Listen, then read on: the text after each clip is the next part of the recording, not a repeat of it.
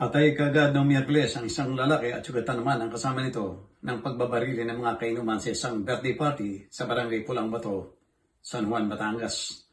Ang mga biktima ay kinilala ng mga pulis San Juan na sina alias Mark, 23. Binata at sugatan naman si alias Joe Marie, 21, kapwa residente ng barangay Pulang Bato.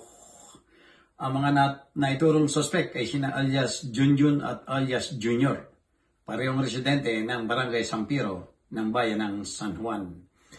Isang tawag sa telepono ang natanggap ng mga kapulisan mula sa mga tauhan ng San Juan District Hospital na sinasabing may mga dugong biktima ng pamaril na naisugo doon.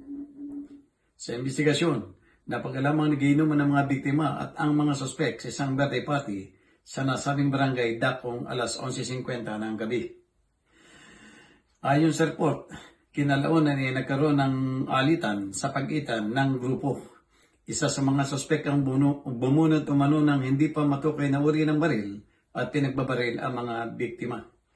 Napuruhan kaagad si alias Mark na nagresulta sa kanyang agarang kamatayan. Nagtamo rin ang mga pinsala sa kaliwang binti si alias Joe Marie.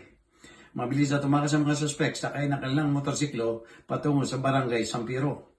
Patuloy ang investigasyon at pagtugis sa mga kapulisan sa mga tumakas na suspect. Jojo Cesar Magsumulag gulat para sa journalnews.com.ph.